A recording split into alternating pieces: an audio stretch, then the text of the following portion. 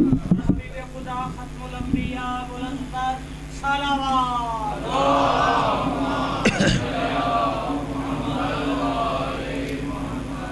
لا حول ولا قوة الا باللہ العلی العظیم اعوذ باللہ السمیع العلیم من الشیطان اللعین الرجیم بسم اللہ الرحمن الرحیم الحمد للہ الذی ہدانا لہذا وما كنا لنهتدی لولا ان ہدانا اللہ لقد جاءت رسل ربنا بالحق والصلاة والسلام والتحیۃ والاکرام علی رسول الثقلین جد الحسن والحسین ابی القاسم محمد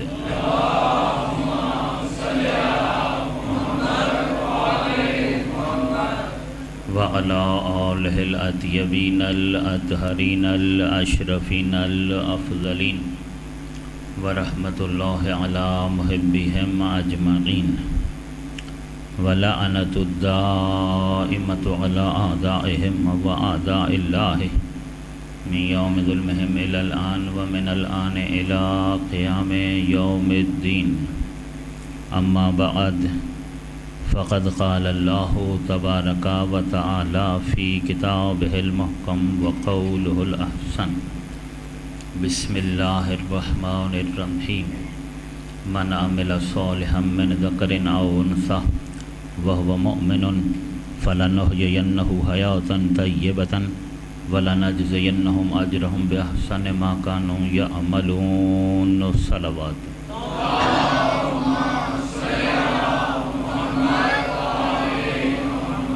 امام بارگاہ قصر حسین 1442 ہجری کے عشرہ محرم عنوان حیات اور دستور حیات انسان اور دستور اسلام سلسلہ سخن آج اپنے تیسرے مرحلے میں داخل ہو رہا ہے۔ عزیزان،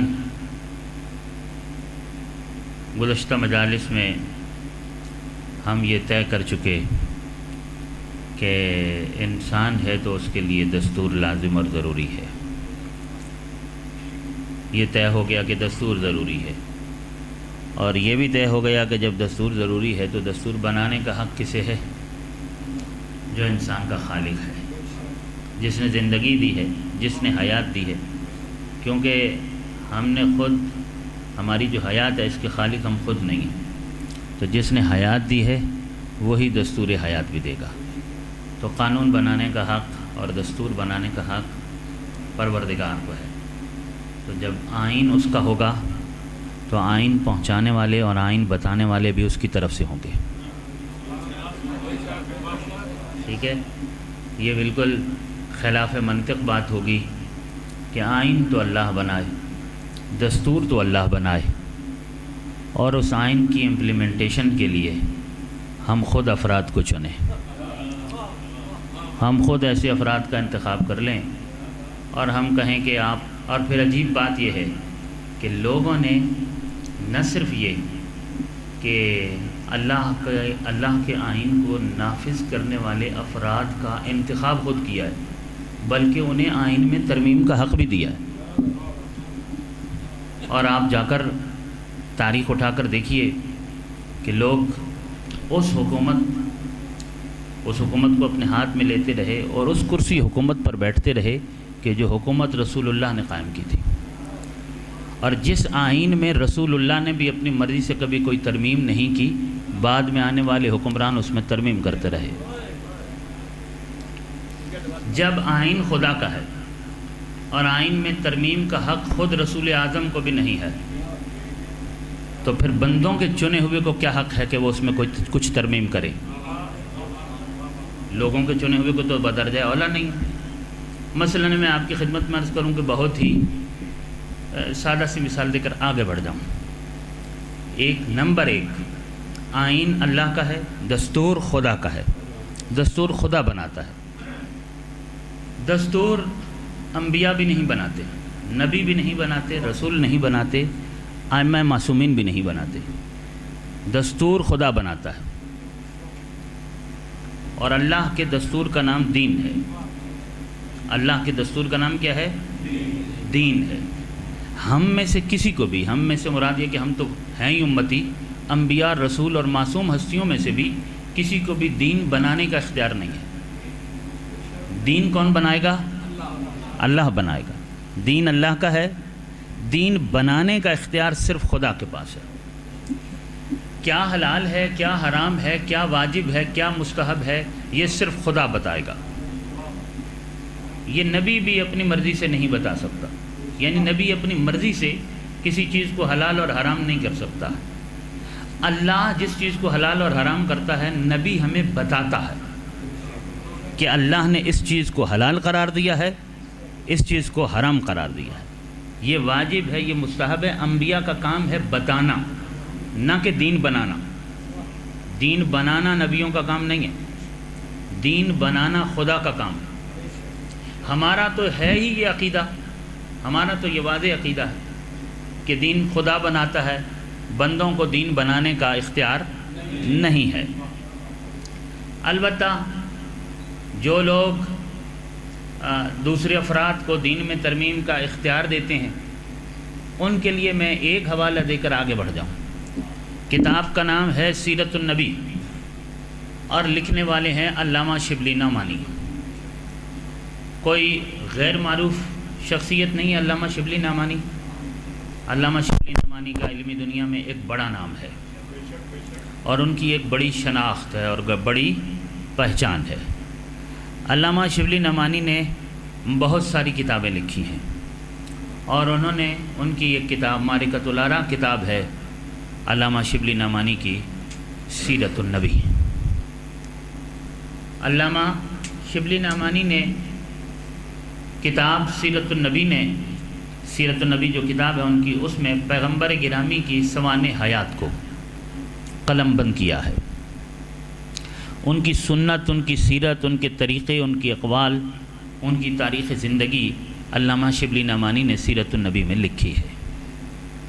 علامہ شبلی نعمانی نے اپنی کتاب سیرت النبی میں بڑا رائٹر، بڑی شخصیت، بڑی کتاب کا حوالہ دے رہا ہوں۔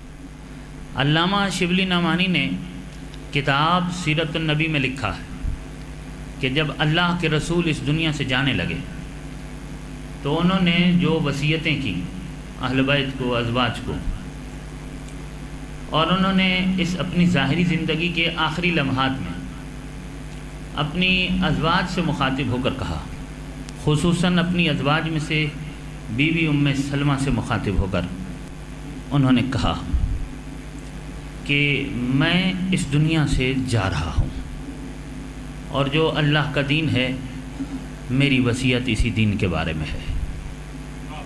ٹھیک ہے، دین کے بعد اور کسی وصیت کی کوئی ضرورت نہیں ہے۔ کہ دیکھو، علامہ لکھتے ہیں، علامہ شبلی نعمانی لکھتے ہیں، پیغمبر نے ارشاد فرمایا کہ دیکھو جو اللہ نے حلال کیا میں نے وہ حلال تم لوگوں تک پہنچایا، جس سے اللہ نے حرام قرار دیا میں نے اسے تم لوگوں تک پہنچایا کہ وہ حرام ہے۔ میں نے دین میں اپنی مرضی سے کچھ داخل نہیں کیا، نہ مجھے اس کا اختیار تھا۔ یہ علامہ شبلی نعمانی نے لکھا ہے، میرے مسلک کا رائٹر نہیں ہے، میرے مسلک کی کتاب نہیں ہے۔ پیغمبر اعظم کہتے ہیں کہ اللہ نے دین بنایا، جو اللہ کا دین تھا وہ میں نے صرف تم لوگوں تک پہنچایا ہے، جو عقائد خدا نے دیے وہ میں نے تمہیں بتائے، جو ایمان دیا، جو اصول دیے، جو واجبات، مستحبات، معاملات، اخلاقیات جو اللہ کی طرف سے میرے پاس پہنچتے رہے میں تمہیں پہنچاتا رہا۔ میں نے صرف اتنا کام کیا، میں نے اپنی مرضی سے کسی چیز کو حلال اور حرام نہیں کیا۔ یعنی پیغمبر نے اذن الہی اور مشیت الہی کے بغیر اپنی مرضی سے کوئی 2 رکعت نماز بھی قائم نہیں کی ہے۔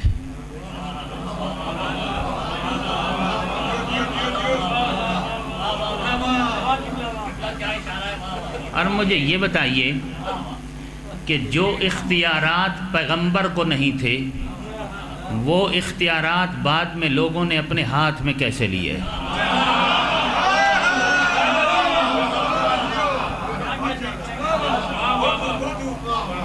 اگر ہم اس فہرست کو بیان کرنا شروع کریں تو وہ فہرست لمبی ہے کہ تخت حکومت پر آنے والے وہ دین کو ایسے ہی سمجھ بیٹھے کہ جیسے کسی بھی سیاسی حکومت کا یا کسی جغرافیائی ملک کا جو قانون بندے جیسے بناتے ہیں آئین، شاید یہ ایسا ہی آئین ہے.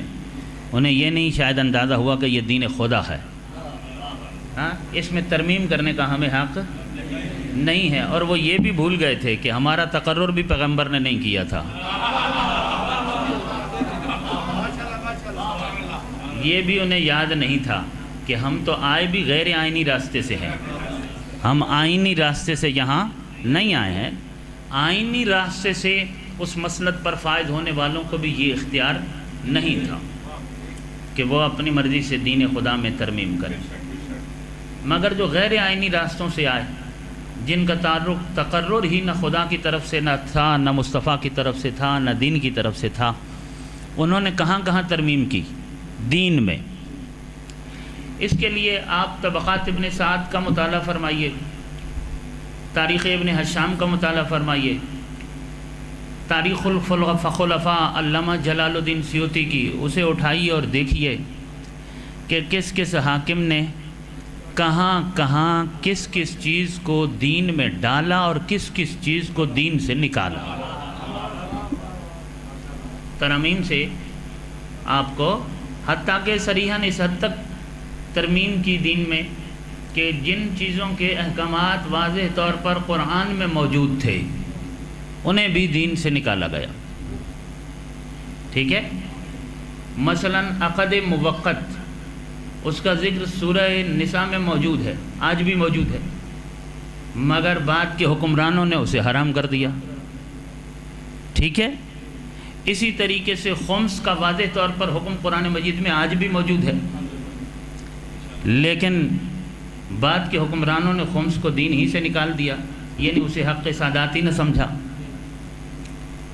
کس قدر واضح، یعنی کتنی بڑی جرأت اور جسارت ہے کہ دین کے وہ احکامات کے جو واضح طور پر قرآن مجید میں موجود ہیں انہیں دین سے نکالا گیا. اور اگر ان کے اپنے من میں یہ آیا کہ کوئی نماز قائم کر دی جائے تو اسے کر دیا.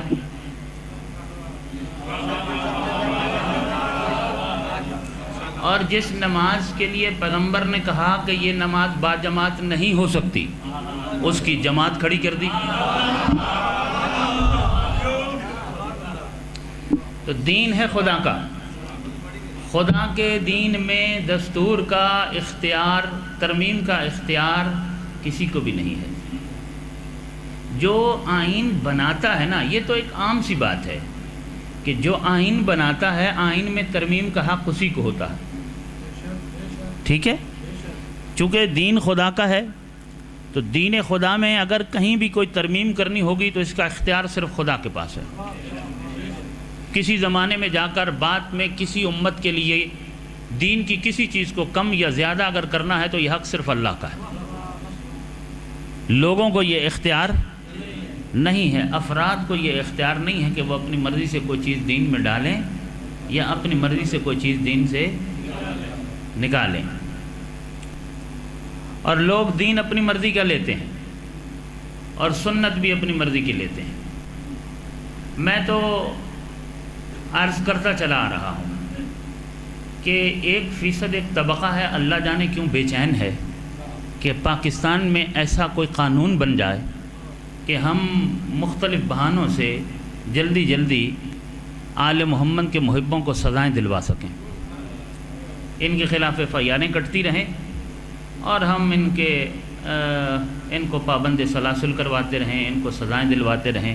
تو وہ عجیب عجیب بل لاتے رہتے ہیں اور اس میں عجیب عجیب سزائیں تجویز کرتے رہتے ہیں. اچھا، یہ بھی میں وعدے کروں، میں کوئی پولیٹیکل آدمی نہیں ہوں، نہ میں کوئی سیاسی آدمی ہوں، نہ میری کوئی سیاسی تنظیم ہے، نہ مجھے کوئی الیکشن لڑنا ہے، نہ مجھے کسی سے کوئی ووٹ چاہیے، لیکن عقیدے پر کوئی کمپرومائز نہیں ہے. ٹھیک ہے نا، میں کبھی کسی سیاسی جماعت کی نہ حمایت کی، نہ کبھی مخالفت کی، نہ میرا کسی سیاسی جماعت سے تعلق ہے، لیکن یہ تو میرا بنیادی حق ہے کہ میں اپنے عقیدے کے مطابق آزاد زندگی گزار سکتا ہوں۔ دیکھیے پاکستان کا جو آئین ہے، آئین شہری حقوق دیتا ہے۔ اس ملک کے اندر رہنے والے جو ہندو اور جو عیسائی ہیں اور جو اقلیتیں ہیں، ان کے بھی مذہبی حقوق کا آئین تحفظ کرتا ہے۔ پاکستان کا جو آئین ہے وہ ان کے حقوق کا تحفظ کرتا ہے، انہیں حق دیتا ہے کہ وہ اپنے عقیدے کے مطابق آزادانہ طریقے سے زندگی گزار سکتے ہیں۔ تو آئین پاکستان ہمارے حقوق کا بھی تحفظ کرتا ہے۔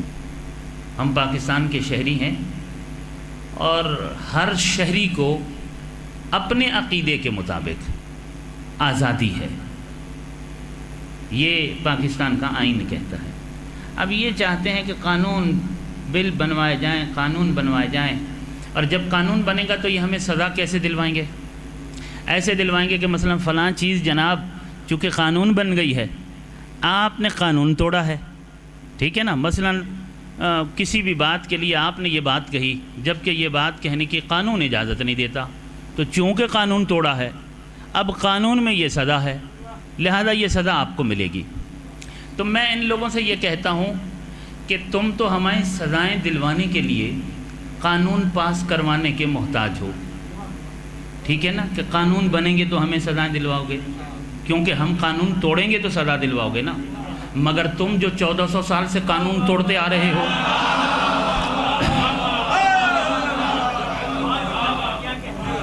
چودہ سو سال سے نہ اللہ کے قانون کو چھوڑا نہ پاکستان کے قانون کو چھوڑا، آپ اللہ کا آئین بھی توڑتے رہے اور پاکستان کا آئین بھی توڑتے چلے آ رہے، یہ تو تسلسل ہے۔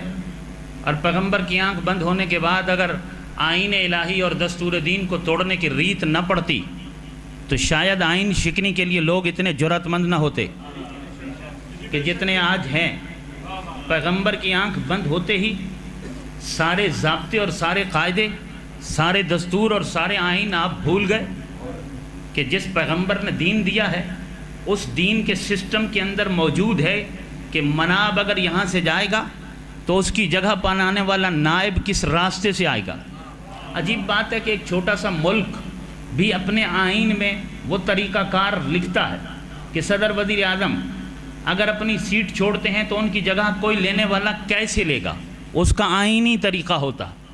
ایسے تھوڑی ہے کہ کسی کو بھی اٹھا کر بٹھا دیا جائے، ایک چھوٹی سی آرگنائزیشن یا تنظیم کے اندر بھی دستوری طریقہ ہوتا ہے، غیر دستوری طریقے سے کوئی نائب نہیں بن سکتا۔ تو ایک چھوٹی سی تنظیم بھی بندے بناتے ہیں تو اس میں لکھتے ہیں کہ یہ صاحب صدر ہے، یہ اگر اس دنیا سے چلے جائیں تو ان کی جگہ کون لے گا، کیسے لے گا، کس طریقے سے لے گا، یعنی ان کا نائب کیسے بنے گا۔ عجیب بات ہے کہ آپ کو تو اتنی عقل ہے کہ مناب کا نائب کیسے بنے گا، اور اللہ کو اس کی فکر نہیں تھی کہ مصطفیٰ کا نائب کیسے بنے گا۔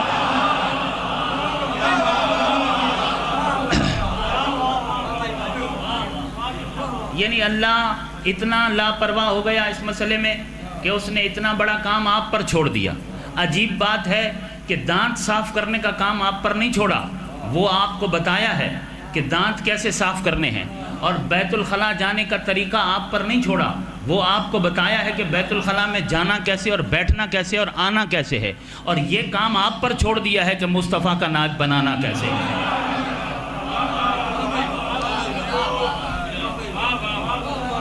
عقل میں آنے والی بات ہے کہ جو اللہ آپ کو مسواک کے طریقے بھی بتائے اور آپ کو یاد بھی وہی باتیں رہیں، ٹھیک ہے۔ عجیب بات ہے، میں آج صبح کی مجلس میں کہہ کے آیا ہوں کہ پاکستان کا آئین یہ کہتا ہے کہ قرآن اور سنت کے خلاف کوئی قانون نہیں بن سکتا، نہیں بن سکتا۔ میں نے کل یہاں بھی کہا کہ نہیں بن سکتا، قرآن اور سنت کے خلاف قانون سازی نہیں ہو سکتی ہے۔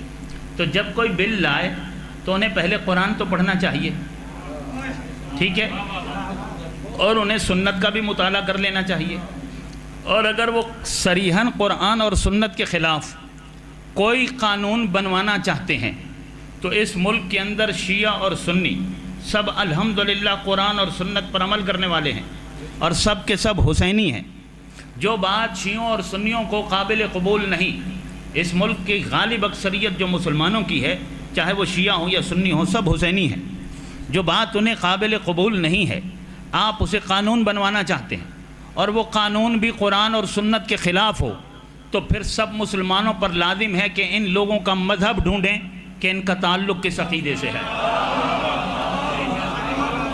ہاں، یہ جو قرآن کے خلاف اور سنت کے خلاف قانون سازی کرنا چاہتے ہیں۔ کل عرض کر چکا میں کہ قرآن آل محمد پر سلام بھیجتا ہے۔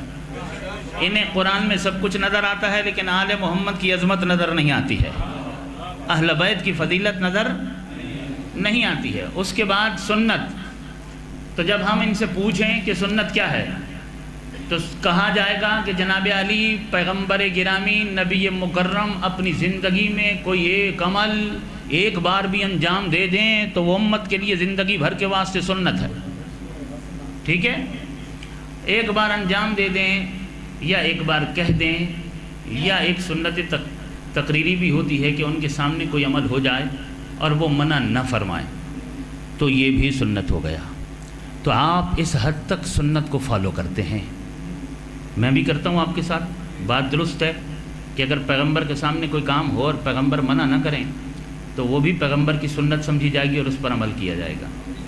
یعنی سنتیں جب یہ ڈھونڈنے چلتے ہیں تو انہیں وہ خاص درخت اور اس کی مخصوص وہ لکڑی بھی مل جاتی ہے کہ جس سے پیغمبر نے زندگی میں کبھی مسواک کیا ہو، اور پھر اس لکڑی کو لے کر یہ ساری بسوں میں پھرتے ہیں، کوئی ویگن نہیں چھوڑتے، ہاں سارے شہر میں پھر کے بتاتے ہیں کہ اس لکڑی کے ساتھ مسواک کرنا سنت ہے۔ کیوں؟ اس لیے کہ نبی پاک فلاں جگہ سے گزرے تھے تو ایک مرتبہ انہوں نے اسی لکڑی سے، اسی درخت کی اس لکڑی سے مسواک کیا تھا۔ تو پیغمبر اگر رات کے اندھیرے میں بھی کہیں سے گزرے اور انہوں نے رات کے اندھیرے میں بھی اگر کسی لکڑی سے مسواک کر لیا تو وہ سنت تمہیں نظر بھی آ گئی، یاد بھی رہ گئی، اور جس گھر پہ وہ 9 مہینے تک جا کر سلام کرتے رہے وہ تمہیں یاد نہیں رہا۔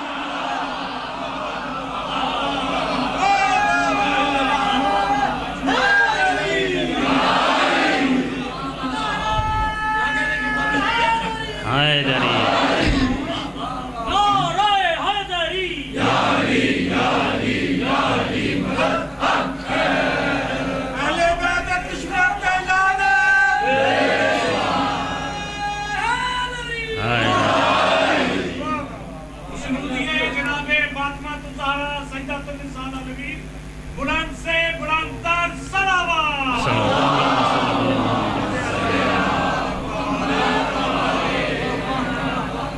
عجیب بات ہے کہ پیغمبر اگر کسی عمل کو کسی گوشے میں کر دیں اور آپ کو خبر ہو جائے وہ سنت آپ نہیں بھولتے، لیکن اگر 1.25 لاکھ حاجیوں اور نمازیوں کے سامنے پیغمبر علی کا ہاتھ پکڑ کر کہیں من کنت مولا ہو فہذا علی مولا، وہ سنت آپ کو ہمیں یاد دلانے کی ضرورت پڑتی ہے کہ ہم یاد دلائیں تو پھر آپ سر ہلائیں گے ہاں ہاں کہا تھا، ٹھیک ہے، ورنہ اس کے علاوہ باقی ساری سنتیں یاد ہیں کہ پائنچے اٹھاتے تھے، زلفیں ایسی رکھتے تھے، مسواک ایسے کرتے تھے، ٹھیک ہے، اور باقی تو بہت ساری چیزیں ایسی ہیں کہ وہ غیر پارلیمانی ہیں، میں کہہ ہی نہیں سکتا، جو کتابوں میں لکھی ہوئی ہیں، اور آپ کا تو بس نہیں چلتا، ورنہ آپ تو انہیں بھی سنت سمجھ لیں، آپ کے لیے پریشانی بن جائے گی۔ تو جناب علی یہ سب کچھ آپ کو یاد ہے، اور یہ یاد نہیں ہے کہ پیغمبر ایک گھر سے محبت کرتے تھے۔ کچھ افراد ہیں جن کے لیے پیغمبر کہتے تھے کہ لحمہم لحمی دمہم دمی انہم منی وانا منہم، ان کا گوشت میرا گوشت ہے، ان کا خون میرا خون ہے، یہ مجھ میں سے ہیں اور میں ان میں سے ہوں۔ تو جو منیت پیغمبر میں ہے وہ بھی تو یاد رہنے چاہیے۔ اچھا عجیب بات ہے، قابل غور بات ہے کہ مثلا عبدالستار اہدی انہوں نے بڑی خدمت کی، وہ دنیا سے چلے گئے، ہر آدمی اپنے اپنے طریقے سے ان کے ساتھ اظہار محبت کرتا رہا، یا اور بہت سارے لوگ ہیں، کسی نے پاکستان کی خدمت کی، سماجی کام کیے، لوگوں کی خدمت کی، لوگ اپنے اپنے انداز سے ان کو کوئی ٹائٹل، کوئی تخلص، کوئی خطاب دیتے ہیں، یہاں تک کہ عبدالستار ایدھی کو تو محسن انسانیت کہہ دیا گیا، اس پر بھی کسی کو اعتراض نہ ہوا، حالانکہ یہ ایک بہت بڑی بات ہے، محسن انسانیت تو معصوم ہستیاں ہیں، تو بہرحال کسی نے بھی اعتراض نہیں کیا، ٹھیک ہے۔ یہ اہل بیت کے نام کے ساتھ اگر علیہ السلام آ جائے تو کسی کا بگڑتا کیا ہے؟ کیا تکلیف ہے؟ آپ نہیں کہنا چاہتے آپ نہ کہیے، آپ کو اتنی ہی بڑی تکلیف ہے کہ آپ قانون بنوانا چاہتے ہیں کہ کوئی بھی انہیں علیہ السلام نہ کہے، جبکہ آپ یہ جانتے ہیں کہ سارے شیعہ اور سنی بھائی علیہ السلام ہی کہتے ہیں، سب شیعہ بھی کہتے ہیں اور سب برادران اہل سنت بھی اہل بیت کو علیہ السلام کہتے ہیں۔ آپ یہ جاننے کے باوجود آپ کو بڑی پریشانی ہے، تو آپ کہتے ہیں کہ اہل بیت کو علیہ السلام نہ کہا جائے۔ یہ بات نہ کرو نا، اگر دم ہے تو جنہیں مانتے ہو انہیں علیہ السلام کہہ کے دکھا دو۔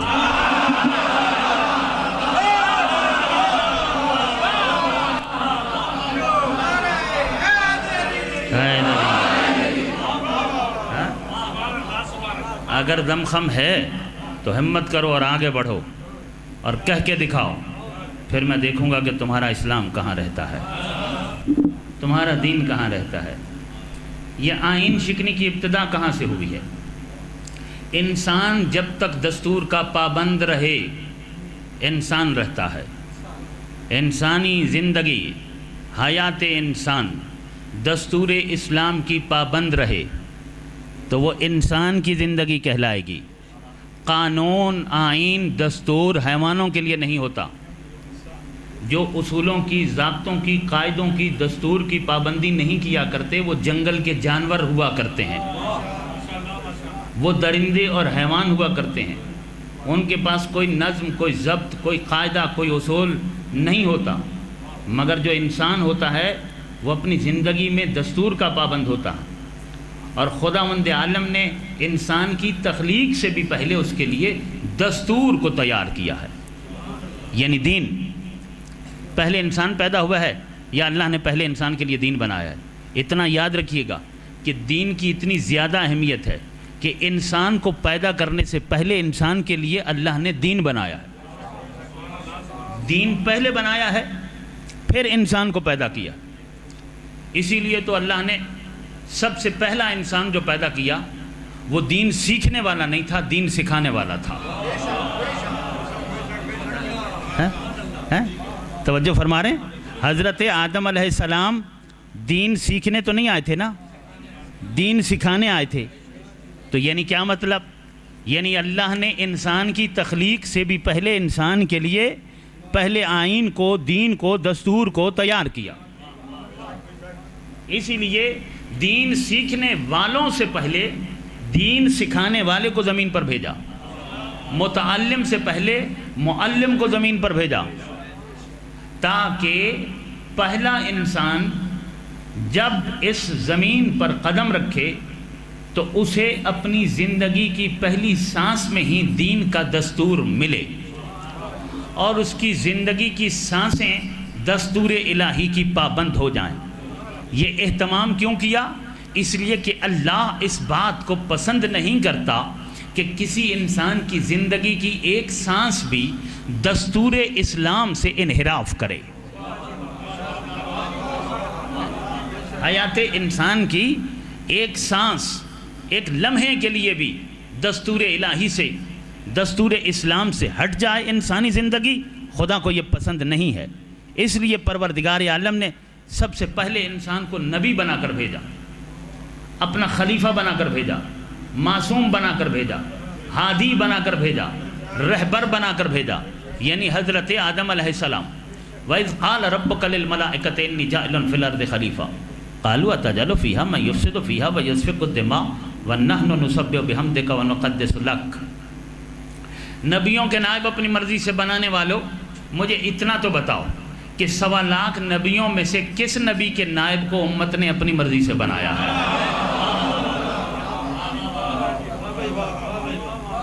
کیوں نہیں بنایا؟ اس لیے کہ سب جانتے تھے کہ یہ عمل دستور الہی کے خلاف ہے۔ اچھا، ہر تنظیم، جس طرح میں نے آپ کی خدمت میں عرض کیا کہ ہر ملک کے آئین میں لکھا ہوا ہوتا ہے کہ مناب کی جگہ نائب لے گا تو کس طریقے سے لے گا، آئینی طریقہ ہوتا ہے، غیر آئینی طریقے سے وہ تو پھر چور دروازہ ہو جاتا ہے۔ اسی طریقے سے چھوٹی سی بھی کوئی تنظیم ہوئی گی، اس میں بھی طریقہ لکھا ہوا ہوتا ہے کہ مناب کا نائب کس راستے سے اس کی جگہ پر آئے گا۔ خدا نخواستہ اگر اس کی وفات ہو جائے، وہ فوت ہو جائے، وہ دنیا سے چلا جائے یا معزول ہو جائے کسی بھی وجہ سے، تو اس کی جگہ جو لے گا، جو اس کا نائب بنے گا، جو اس کی جگہ پر آئے گا، وہ کیسے آئے گا؟ دستور میں طریقہ لکھا ہوا ہوتا ہے، غیر دستوری طریقے سے نہیں آئے گا۔ یہ تو ہر تنظیم، ہر آرگنائزیشن، ہر ملک کا ایک طریقہ ہے۔ میں آپ کو اس حوالے سے ایک جنرل بات بتاؤں جو کل عالم میں تسلیم شدہ ہے، ٹھیک ہے؟ کل کائنات میں یہ قانون تسلیم شدہ ہے کہ نائب اسی راستے سے بنتا ہے جس راستے سے مناب بنتا ہے، ٹھیک ہے؟ نائب کس راستے سے بنے گا؟ جس راستے سے مناب بنا۔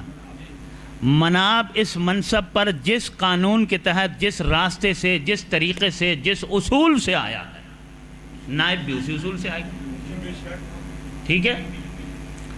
اگر تو مخصوص افراد کو حق ہے، انہوں نے چنا، تو اب اس کی جگہ پر انہیں کو حق ہے کہ اس کا نائب بھی وہ چن لے، وہ چاہے شورا کی صورت میں ہو، چاہے کمیٹی کی صورت میں ہو، یا کسی پارلیمنٹ کو حق ہے، انہوں نے ہی چنا تھا تو اب اس کے بعد والے کو بھی وہ پارلیمنٹ ہی چن لے گی۔ تو جو دستور ہوتا ہے، جو آئین ہوتا ہے، اس آئین کے اندر طریقہ موجود ہوتا ہے۔ ایک صلوات پڑھیں محمد والے محمد والے۔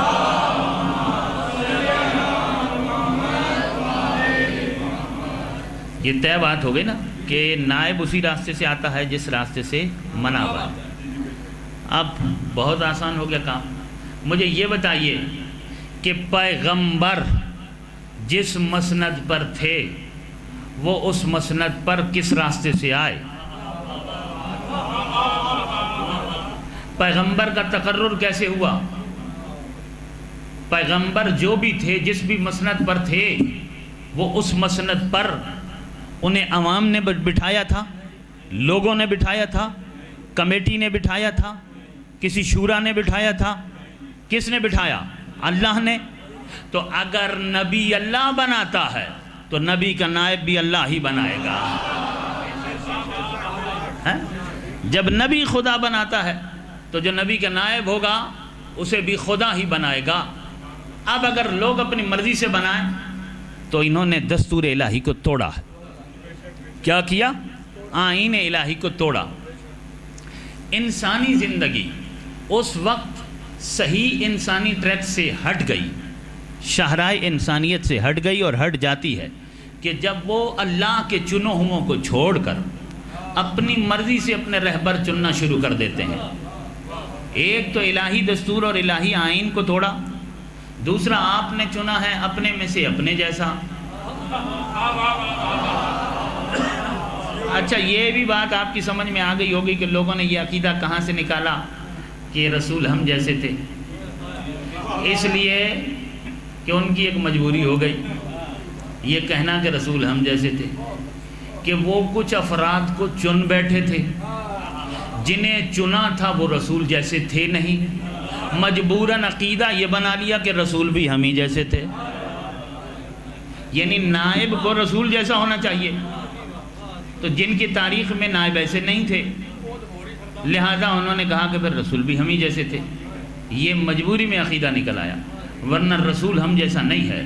رسول تو مزمل ہے، مدثر ہے، بشیر ہے، نذیر ہے، سراج منیر ہے، طٰہٰ ہے، یاسین ہے، سید المرسلین ہے، رحمت للعالمین ہے، نبی الانبیاء ہے، امام الانبیاء ہے، سید الانبیاء ہے، سرور کونین ہے، سلطان انبیاء ہے، وجہ تخلیق کون و مکان ہے، باعث تخلیق ارض و سما ہے، مصداق لولاک لما خلقت الافلاق ہے کہ اگر مصطفیٰ نہ ہوتا تو نہ بر ہوتے، نہ بحر ہوتے، نہ خشک و تر ہوتے، نہ حجر و شجر ہوتے، نہ دریا و سمندر ہوتے، نہ خضر و سکندر ہوتے، نہ ارض و سما ہوتی، نہ ہوا و فضا ہوتی، نہ دشت و صحرا ہوتے، نہ بہتے ہوئے دریا ہوتے، نہ دریاؤں میں موجوں کی روانی ہوتی، نہ بادلوں سے برستا ہوا پانی ہوتا، نہ دن کا اجالا ہوتا، نہ رات کا تاریک پردہ ہوتا، نہ شام و سحر ہوتے، نہ لیل و نہار ہوتے، نہ شب و روز ہوتے، نہ بدلتے ہوئے موسم ہوتے، نہ بادلوں سے برستا ہوا پانی ہوتا، نہ صحراؤں کے ذرے ہوتے، نہ دریاؤں کے قطرے ہوتے، نہ درختوں کے پتے ہوتے، نہ نباتات پہ ہریالی کا حسن ہوتا، نہ جمادات میں استحکام ہوتا، نہ آسمان کا شامیانہ ہوتا، کچھ بھی نہ ہوتا اگر مصطفیٰ نہ ہوتے۔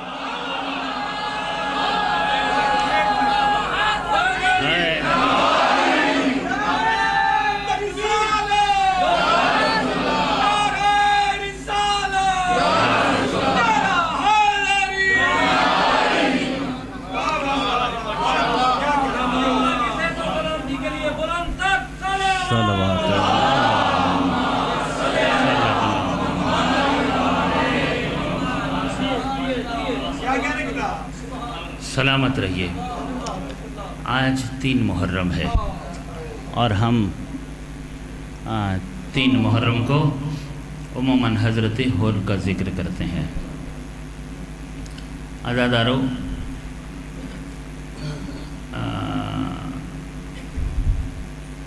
امام کا فرمان ہے الناس عبید الدنیا، بہت سارے لوگ ایسے ہیں کہ جو دنیا کے غلام ہیں، مال دنیا کے، اقتدار کے، دولت کے، ثروت کے غلام ہیں۔ شب عاشور تک حر کا شمار ایسے ہی لوگوں میں تھا۔ حر جو ہے نا، حر ایک لفظ حر، اس کا ترجمہ ہے آزاد۔ حر کے مقابلے پر ہے عبد۔ عبد کہتے ہیں غلام کو، حر کہتے ہیں آزاد کو۔ حر شب عاشور تک انہی افراد کی فہرست میں تھا جو دنیا کے غلام ہیں، لیکن رات کے آخری حصے کے چند لمحوں میں حر کی تقدیر بدلی ہے، اور حر ایسا آزاد ہوا کہ فاطمہ کے لال نے کہا انت حر فی الدنیا والآخرہ، حر تو دنیا میں بھی حر ہے اور آخرت میں بھی حر ہے۔ عزادارو، میں اس بات پر سوچتا ہوں کہ حر مجرم تو بہت بڑا تھا۔ حر نے جو گستاخیاں کیں اور جو اہل بیت پیغمبر کی بطول زادیوں کی دل آزاریاں کیں، وہ چھوٹی سی تو نہ تھیں، خطاکار تو بہت بڑا تھا۔ اتنے بڑے خطاکار کی تقدیر کیسے بدلی اور یہ دوزخ سے جنت کی طرف کیسے آ گیا؟ تو مجھے اس سلسلے میں صرف 2 باتیں ملی ہیں۔ 2 باتیں ہیں جنہوں نے حر کی تقدیر کو بدل دیا۔ حر کو جہنم میں نہیں جانے دیا، حر جنتی ہو گیا۔ حالانکہ حسین کا راستہ روکنے والا حر، گھیر کے لانے والا حر، کربلا میں اتارنے والا حر، خیمے ہٹوانے والا حر، یہ کتنی بڑی گستاخیاں ہیں۔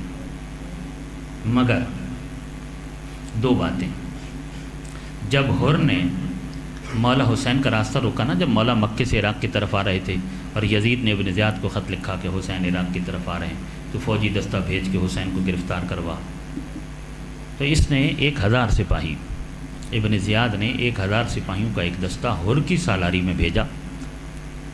ان 1000 سپاہیوں کا کمانڈر سالار حر کو بنایا، انہیں جنگی گھوڑوں پر سوار کیا اور جنگی اسلحہ انہیں دے کر، تیز دھار تلواریں انہیں دے کر بھیجا کہ جاؤ حسین کا راستہ روکو۔ 1000 جنگی سپاہی تھے، جنگجو سپاہی تھے حر کے ساتھ، اور مولا حسین کے کاروان میں پورے 100 افراد بھی نہیں تھے، اور اس میں بھی مستورات بھی تھیں اور بچے بھی تھے۔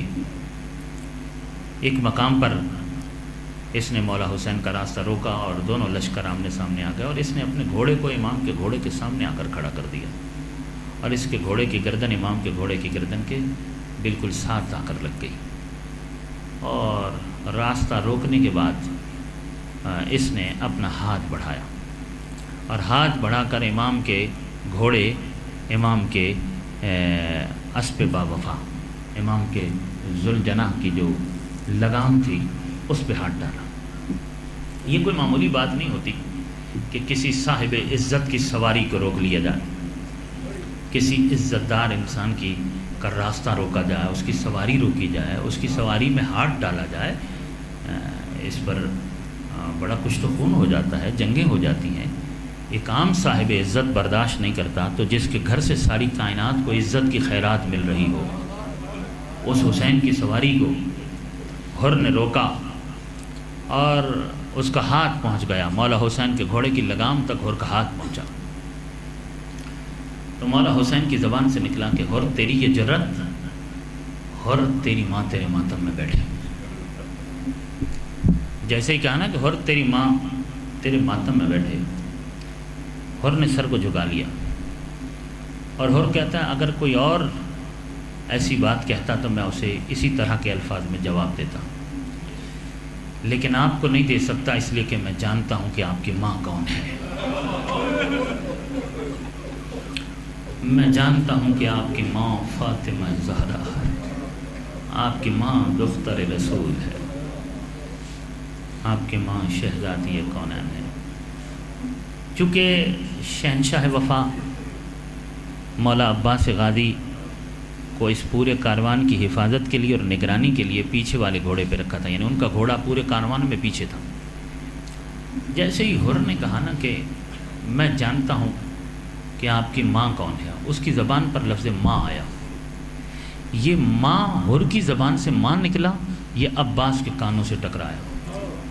ایک مرتبہ عباس جری نے اپنے گھوڑے کو ایڑ لگائی، گھوڑا دوڑاتے ہوئے اور تلوار لہراتے ہوئے علی کا لال حر کے سامنے آ کر کھڑا ہوا اور حر کی آنکھوں میں آنکھیں ڈال کر کہا کہ یہ ذرا بتا، یہ تو نے کس کی ماں کا نام لیا ہے؟ تیری یہ جرت کہ تو عباس کے ہوتے ہوئے۔ حسین کہتے ہیں عباس تلوار نیچے کر لو۔ حر نے کوئی گستاخی نہیں کی ہے، حر نے کوئی گستاخی نہیں کی، اور جنگ کی ابتدا بھی ہم نے نہیں کرنی ہے۔ کچھ دیر کے لیے دونوں کاروان یہاں ٹھہر گئے، حر کا لشکر بھی، مولا حسین کا لشکر بھی، دونوں کے اپنے الگ الگ خیمے لگ گئے۔ کچھ دیر کے بعد نماز عصر کا وقت ہوا، امام اپنے خیمے سے باہر آئے اور حر کو بھی پیغام بھجوایا کہ عصر کی نماز کا وقت ہو گیا، ہم نماز پڑھ رہے ہیں اور آپ لوگ بھی نماز پڑھیں۔ حر تک پیغام پہنچا کہ نماز کا وقت ہے، ہم نماز پڑھ رہے ہیں، آپ لوگ بھی نماز پڑھیں۔ تو حر نے بھی وضو کیا، اور وضو کرنے کے بعد اس نے اپنے سپاہیوں کو نماز نہیں پڑھائی، بلکہ فرزند رسول جہاں نماز پڑھنے کے لیے کھڑے ہوئے تھے امام کے پیچھے آ کر کھڑا ہو گیا اور اس نے امام کی اقتداء میں نماز پڑھی۔ 2 محرم تک، یعنی 2 محرم کو کربلا یہ کاروان پہنچا ہے۔ راستے میں جہاں جہاں بھی نماز کا وقت ہوا ہے، حر نے ساری نمازیں فرزند رسول کے پیچھے پڑھی، جتنی بھی نمازیں ہیں، یعنی دشمن کے لشکر میں ہونے کے باوجود وہ نمازیں فرزند رسول کے پیچھے پڑھتا رہا۔ تو حر کی تقدیر کیسے بدلی؟ تو میں نے اس پر بہت غور کیا کہ اتنا بڑا مجرم، اتنا بڑا خطا کار، یہ جنتی کیسے ہو گیا؟ تو مجھے اس کے سلسلے میں صرف 2 چیزیں ملی ہیں۔ ایک یہ کہ حر نے جو جواب دیا کہ میں کہہ نہیں سکتا کیونکہ میں جانتا ہوں کہ آپ کی ماں کون ہے، اس جواب سے پتہ چلا کہ حر کے دل میں احترام سیدہ تھا، حر کے دل میں مقام سیدہ تھا، اور جو سیدہ کی عظمت کو تسلیم کرتا ہو وہ دوزخ میں نہیں جا سکتا، جو مقام زہرا کو تسلیم کرتا ہو نا وہ دوزخی نہیں ہو سکتا ہے۔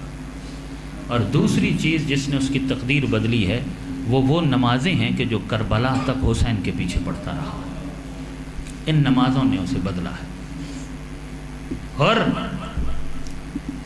مولا حسین کے گھوڑے کے سامنے آیا، مکالمہ ہوا، خیمے لگے، عصر کی نماز کا وقت ہوا، نماز حر نے فرزند رسول کے پیچھے پڑھی، نماز پڑھ چکا۔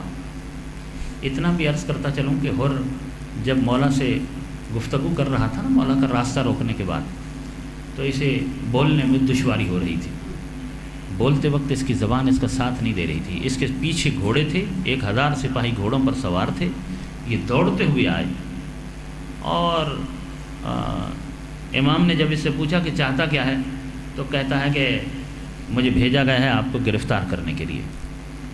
تو امام فرماتے ہیں کہ گرفتار کرنے آیا، مگر بولتے وقت تیری زبان تیرا ساتھ کیوں نہیں دیتی؟ تو کہتا ہے کہ گرمی بہت سخت ہو رہی ہے اور کافی دیر پہلے سے ہمارے پاس جو پانی تھا وہ ختم ہو گیا ہے، شدت گرمی اور شدت پیاس کی وجہ سے میری یہ حالت ہوئی ہے۔ امام فرماتے ہیں کہ اچھا پھر پہلے پانی تو پینا۔ اب بتاؤ حسین جیسا کریم ہے کوئی کائنات؟ پہلے پانی پی پھر گرفتاری کی بات کرنا۔ عباس ہور کو پانی پلاؤ، ہور کو پانی پلایا۔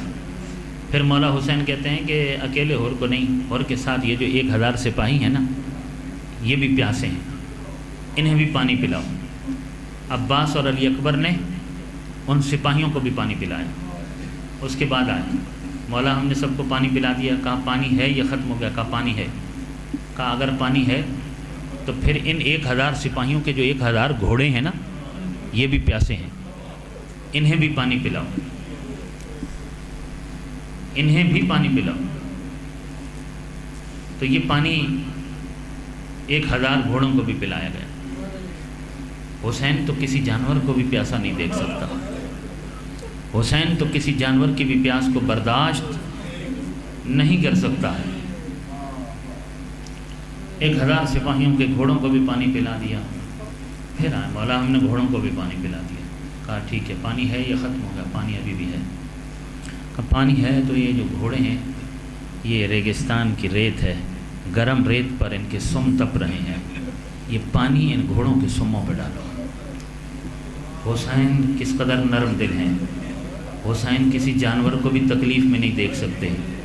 اب بتاؤ کیا حسین اس لائق تھا کہ 10 محرم کے دن حسین کے 6 مہینے کے علی اصغر کو 3 دن کا پیاسا رکھ کے ذبح کیا جاتا؟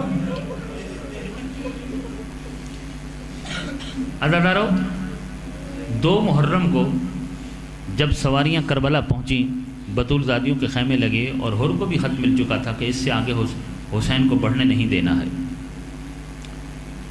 اور پھر ابن زیاد نے مزید فوجی دستے بھیجے 3 محرم کو، 4 محرم کو، یہاں تک کہ بعض روایات میں ہے کہ 4 محرم تک 30,000 کا لشکر کربلا میں پہنچ چکا تھا۔ ہر طرف سے فوجی دستے یزید اور ابن زیاد کے آنے لگے اور 4 محرم کو حکم دیا گیا کہ زہرہ زادیوں کے خیمے فرات سے ہٹا دیے جائیں۔ خیمے بھی ہٹ گئے۔ اب تک تو خیمے فرات کے قریب تھے، تو ہمارے نزدیک مقتل سے ثابت ہو یا نہ ہو، ہم یہ تصور کر سکتے ہیں کیونکہ خیمے فرات کے قریب تھے تو فرات کا پانی بطول زادیوں کو میسر تھا، مگر 4 محرم کو 4 میل دور خیمے ہٹوا دیے۔ تو خیمے دریائے فرات سے 4 میل دور کروانے کا مطلب ہی یہ تھا کہ فرات کا پانی اب زہرہ زادیوں کو نہیں ملنا چاہیے، اب اولاد رسول تک یہ پانی نہیں پہنچنا چاہیے۔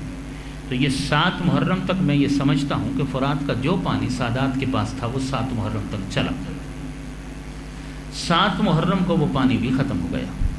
اسی لیے 7 محرم کے بعد جتنی بھی نمازیں پڑھی ہیں اولاد رسول نے تیمم کر کے پڑھی ہیں، وضو کر کے نہیں پڑھی ہیں۔ مولا حسین اور اصحاب حسین نے جو نمازیں پڑھی ہیں یہ کربلا کی ریت پہ تیمم کر کے نمازیں پڑھی ہیں۔ 7 محرم کو رات، آدھی رات کے وقت ایک میٹنگ ہوئی لشکر یزید میں، بسر سعد اس میٹنگ کی صدارت کر رہا تھا۔ اس میٹنگ میں ہر بھی بیٹھا ہوا تھا۔ جتنے فوجی دستے بھیجے گئے تھے ان تمام فوجی دستوں میں سے ہر فوجی دستے کا سالار اس میٹنگ میں بٹھایا گیا۔ اس میٹنگ میں کچھ چیزیں طے کی گئیں، ان میں ایک چیز بھی یہ بھی طے کی گئی کہ اب فرات کا ایک قطرہ بھی کسی صورت میں اولاد رسول تک نہ پہنچنے پر، اور کچھ اور مظالم بھی طے کیے گئے۔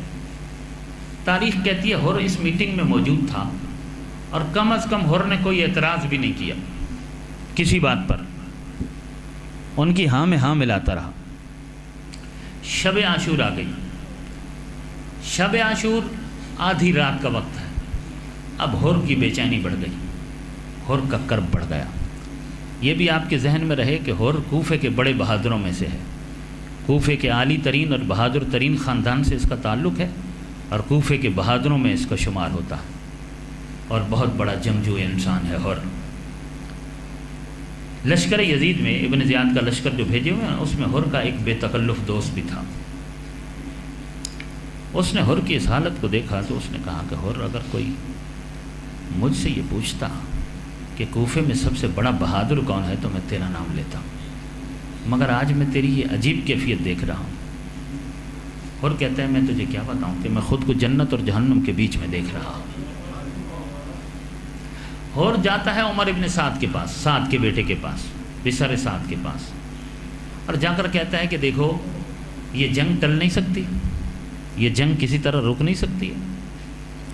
وہ کہتا ہے کہ حر کیسی باتیں کر رہے ہو تم، گرفتار تم نے کیا، گھیر کے تم لائے، کربلا میں تم نے اتارا ہے، خیمے تم نے ہٹوائے ہیں، اب تو چند لمحوں کی بات ہے، عاشور کے دن کا سورج طلوع ہونے دے، جنگ نے شروع ہونا ہے، حر پہلا حملہ بھی تو نے ہی کرنا ہے۔ جب بسر سعد نے کہا نا کہ حر پہلا حملہ بھی تو کرے گا تو حر کہتا ہے یہ بتا کہ فاطمہ کے لال کا قصور کیا ہے؟ فاطمہ کے لال کا اجرکم علی اللہ جزاکم ربکم، آزادارو جو رونے کے لیے بیٹھے ہو تکلف کر کے کہ یہ بتاؤ فاطمہ کے لال کا قصور کیا ہے؟ رسول زادے نے تمہارا بگاڑا کیا ہے؟ بسر سعد کہتا ہے اس سے مجھے کچھ غرض نہیں کہ قصور ہے یا نہیں، ہمیں تو وہ انعام چاہیے جو یزید نے ہمارے لیے رکھا ہے۔ اور ایک طرف ہو گیا، اپنے گھوڑے کو لیا، گھوڑے کو لے کے ایسے چلا جیسے کہ گھوڑے کو پانی پلانے جا رہا، راستے میں غلام ملا، اسے ساتھ لیا، بیٹے کے خیمے کے پاس سے گزرا، بیٹے کا نام ہے علی، با ادب بیٹا ہے، جس طرح با ادب بچے ہمیشہ باپ کو دیکھ کر سلام کیا کرتے ہیں، حر کے بیٹے کا بھی یہی طریقہ تھا کہ باپ کو دیکھ کر سلام کیا کرتا تھا۔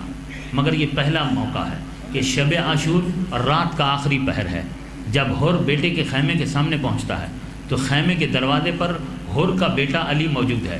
اس نے باپ کو دیکھا مگر باپ کو سلام نہیں کیا۔ جب حر نے کہا کہ بیٹا علی خیریت تو ہے، آج آپ نے بابا کو سلام نہیں کیا، اس نے ہاتھ پھیرے اور ہاتھ مل کے منہ پھیر کے کہتا ہے بابا سلاموں کے موسم گزر گئے،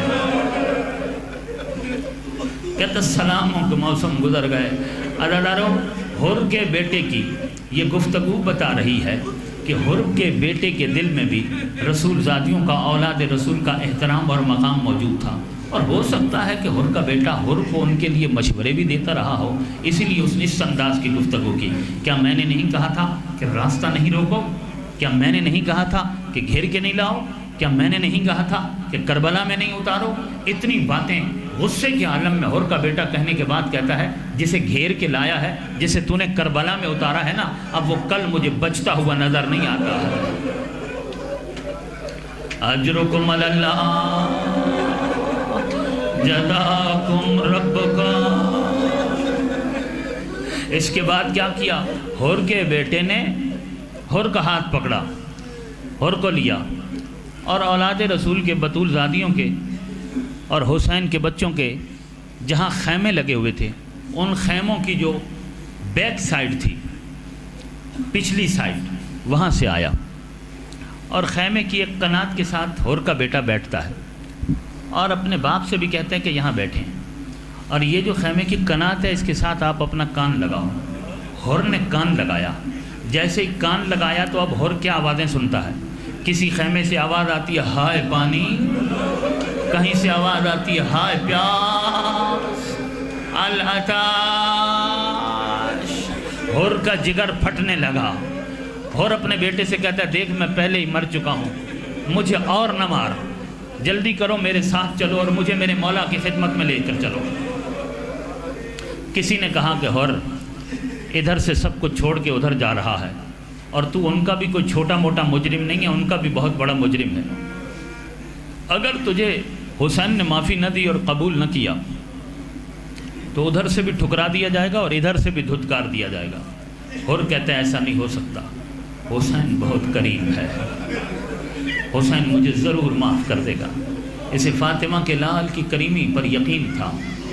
غلام کو اور بیٹے کو ساتھ لے کر چلا ہے، روانہ ہونے سے پہلے اپنے بیٹے سے اور اپنے غلام سے کہتا ہے، اپنی جیب سے ایک رومال نکالتا ہے انہیں کہتا ہے کہ یہ رومال میری آنکھوں پہ کس کے باندھ دو، اس لیے کہ یہ آنکھیں بڑی گستاخ ہیں، میں نے بڑی جسارت کی ہے، میں اس لائق نہیں ہوں کہ میں ان آنکھوں سے فرزند رسول کا سامنا کر سکوں، میری آنکھوں پر رومال باندھ دیا جائے۔ آنکھوں پر رومال باندھ دیا گیا، یہ گھوڑے پر سوار ہوتا ہے، حر کا بیٹا حر کا غلام اور خود حر چل پڑے۔ جیسے یہ ادھر سے چلے، ادھر سے گنہگار چلا، ادھر سے کریم کربلا چلا۔ فرزند رسول نے آواز دی، حبیب، عباس، علی اکبر، آؤ ذرا ادھر جلدی سے، میرا مہمان آ رہا ہے، مہمان کا استقبال کرنا ہے۔ عزادارو، حر گھوڑے پر سوار تھا، حر کا بیٹا بھی گھوڑے پر سوار تھا، حر کا غلام بھی گھوڑے پر سوار تھا۔ یہ گھوڑے پر سوار ہو کر جا رہے تھے، سامنے سے مولا حسین گھوڑے پر تشریف لا رہے ہیں ریسیو کرنے کے لیے، استقبال کرنے کے لیے۔ جب اس نے سامنے سے آتے ہوئے گھوڑے کے قدموں کی آہٹ کو محسوس کیا تو بیٹے سے پوچھا کہ یہ آنے والا گھوڑا کس کا ہے؟ میں گھوڑے کے قدموں کی آہٹ محسوس کر رہا ہوں۔ تو بیٹے نے بتایا کہ یہ فرزند رسول کا گھوڑا ہے، وہ تمہارے استقبال کے لیے آ رہے ہیں، وہ خود اپنے ذوالجناح پر سوار ہیں۔ تو یہ کہتا ہے پھر غلام کے لیے مناسب نہیں ہے کہ وہ آقا کے سامنے گھوڑے پر سوار رہے۔ جلدی سے حر نے اپنے آپ کو گھوڑے سے نیچے گرا دیا۔ عزادارو، جیسے ہی مولا حسین کے قریب پہنچ کر حر گھوڑے سے نیچے آیا، مولا گھوڑے پر سوار تھے، مولا کا پاؤں رکاب میں تھا، اس نے اپنی پیشانی کو حسین ابن علی کے قدموں پہ رکھ دیا، اس نے اپنی پیشانی مولا کے قدموں پر رکھ کر ایک جملہ کہا۔ حر کہتا ہے، اخطأت یبنا رسول اللہ، الرسول کے بیٹے، میں آپ کا بہت بڑا مجرم ہوں، میں آپ کا بہت بڑا خطا کار ہوں، کیا اس مجرم کو معافی مل سکتی ہے؟ عزادارو، جیسے ہی حر نے کہا نا کہ کیا اس مجرم کو معافی مل سکتی ہے، کریم کربلا نے شفقت بھرا ایک ہاتھ حر کے سر پہ رکھا، ایک ہاتھ سے حر کی ٹھوڑی کے نیچے ہاتھ رکھ کے اس کا سر اٹھایا اور کہا، بھائی حر، میری طرف دیکھ، تو ابھی معافی مانگ رہا ہے، میں نے تو اسی وقت معاف کر دیا تھا جب تو نے پہلا قدم میرے لیے اٹھایا تھا۔ اجرکم علی اللہ جزاکم ربکا۔ حر کہتا ہے، مولا زیادہ دیر نہیں ہے، عاشور کا دن آ جائے گا اور میں قربانی دینے کے لیے آیا ہوں، مگر میں مطمئن ہو کر اس وقت تک مر نہیں سکتا جب بطول ذاتی مجھے معاف نہ کر دے۔ جب تک مجھے زہرا ذاتی معاف نہیں کرتی نا، میں اطمینان سے مر بھی نہیں سکتا ہوں، اس لیے کہ مولا میں صرف آپ ہی کا مجرم نہیں ہوں، میں زہرا زادیوں کا بھی مجرم ہوں۔ اس لیے کہ مولا جب میں نے آپ کا راستہ روکا تھا نا تو بطول زادیاں اماریوں میں تھیں، محملوں میں تھیں، چھوٹے چھوٹے بچے بھی تھے، میرے ساتھ جنگجو گھوڑوں پر 1000 جنگی سپاہی سوار تھے، ان کے ہاتھوں میں ننگی تلواریں تھیں۔ اس اسلحے کو دیکھ کر سادات کے بچوں کی چیخیں بلند ہو گئی تھیں، بہت ساری بیویاں رونے لگ گئی تھیں۔ میں گستاخ ہوں بطول زادیوں کا، جب تک زہرا زادی مجھے معاف نہیں کرے گی نا تب تک میں مطمئن ہو کر مر نہیں سکتا ہوں، مجھے زہرا زادی سے بھی معافی دلوائیے۔ حسین کہتے ہیں، آؤ حر میرے ساتھ۔ حر پیچھے پیچھے، حسین آگے آگے، جناب زینب عالیہ کے خیمے تک پہنچے۔ زینب خیمے کے اندر ہے، خیمے کے دروازے میں حسین ہے، خیمے کے باہر حر ہے۔ حسین بولے، بہن زینب، بھائی حر معافی مانگنے کے لیے آیا۔ بس اتنا کہنا تھا، آپ رونے کے لیے بیٹھے ہوئے ہیں، یقیناً آپ پرسہ دینے کے لیے بیٹھے ہیں، آپ کو لفظوں کا انتظار کرنے کی ضرورت بھی نہیں ہے۔ بھائی حر معافی مانگنے کے لیے آیا ہے، بس اتنا ہی کیا تھا مولا حسین نے۔ یا حر کہتا ہے، آقا اگر اجازت ہو تو یہ گنہگار، یہ خطا کار اپنی گنہگار زبان سے معافی مانگ لے۔ ہاں حر، تمہیں اجازت ہے۔ حر کو جیسے ہی اجازت ملی، خیمہ زینب کے باہر کھڑا ہوا تھا حر۔ حر نے ایسے جھولی پھیلائی جیسے کوئی سائل پھیلاتا ہے، جیسے کوئی فقیر پھیلاتا ہے، جھولی پھیلا کے کہتا ہے، اے گنہگار امت کو بخشوانے والی ماں کی بیٹی، تیرا سب سے بڑا مجرم، تیرا سب سے بڑا خطا کار تیرے دروازے پر آ گیا ہے، کیا حر کو معافی مل سکتی ہے؟ اجرکم علی اللہ جزاکم ربکا۔ کیا اس گنہگار کو معافی مل سکتی ہے؟ عزادارو، جیسے ہی حر نے کہا نا کہ کیا اس گنہگار کو معافی مل سکتی ہے، جواب تو آپ نے حسین کا بھی سنا، مگر بہن بھائی سے بھی آگے نکل گئی۔ زینب کیا جواب دیتی ہیں؟ بنت زہرا کہتی ہیں، بھائی حر مجھے شرمندہ نہ کر۔ کس قدر کریمی ہے اس گھرانے کی، کہ بھائی حر مجھے شرمندہ نہ کر۔ میں شرمندہ ہو رہی ہوں کہ کہ ہور کل جب تو دشمن بن کے آیا تھا اور تو نے ہمارا راستہ روکا تھا، اس وقت ہم نے تجھے اور تیرے لشکر کو پانی پلایا تھا، مگر ہور آج جب تو میرا بھائی بن کے آیا ہے، علی کی بیٹی اتنی مجبور ہے، تجھے نہ کچھ کھلا سکتی ہے نہ پلا سکتی ہے۔ اجرکم علی اللہ جزاکم ربکم۔ عزاداروں معافیاں مل گئیں، عاشور کا دن آیا، طبل جنگ بجا، ہر سب سے پہلے فرزند رسول کی خدمت میں حاضر ہوا، ہر نے کہا کہ مولا مرنا تو سب سے پہلے میں نے ہے، مگر میری نگاہوں کے سامنے میرا بیٹا جام شہادت نوش کرے گا، میں پہلے اپنے بیٹے کی قربانی پیش کروں گا، اس کے بعد میں خود میدان میں جاؤں گا۔ حسین کہتے ہیں ہر جلدی نہ کر، تو ہمارا مہمان ہے، تو آ گیا ہمارے لیے کافی ہے، تیرا میدان میں جا کر لڑنا ضروری نہیں ہے۔ ہر کہتا ہے نہیں مولا نہیں، سب سے پہلے تو میں ہی آپ پر قربان ہوں گا، مگر میری نگاہوں کے سامنے پہلے میرا بیٹا جائے گا، میرے بیٹے علی کو اجازت دیجئے تاکہ یہ آپ کے علی اکبر پر قربان ہو جائے، اس کے بعد میں آپ پر قربان ہو جاؤں گا۔ اس نے شدید اصرار کیا، ہر کے بیٹے کو اجازت ملی، ہر کا جوان بیٹا علی میدان میں پہنچا، ہر کے بیٹے نے جنگ لڑی، کچھ دیر کے بعد ہر کے بیٹے کا بدن زخموں سے چور چور ہوا، ہر کا بیٹا زین پر سنبھل نہ سکا، زین سے زمین پر آیا، ہر کا بیٹا شہید ہونے جا رہا ہے، ہر کے بیٹے کی روح قبض ہونے والی ہے، زین سے زمین پر آتے ہوئے ہر کے بیٹے علی نے ایک مرتبہ اپنے بابا کو آواز لگائی اور کہا بابا آئیے اپنے علی کا لاشا لے جائیے۔ عزاداروں مجھے اتنا بتاؤ کہ اگر جوان بیٹا موت کے لمحے میں جب اس کی روح قبض ہو رہی ہو، جب وہ ندا کے عالم میں ہو، جب وہ احتضار کے عالم میں ہو، اس وقت اگر جوان بیٹا بوڑھے باپ کو بلائے تو مجھے بتاؤ کہ باپ کتنی جلدی اس کے سرانے پہنچے گا۔ اب کس تیز رفتاری سے ہر بیٹے کے سرانے گیا ہوگا، ہر گھوڑا دوڑاتے ہوئے گیا، مگر ہر نے کیا دیکھا؟ ارے ہر سے پہلے فرزند رسول ہر کے بیٹے کی لاش پر پہنچ گئے۔ ہر کیا دیکھتا ہے؟ ہر کے بیٹے علی کا سر حسین کے دانوں پر ہے۔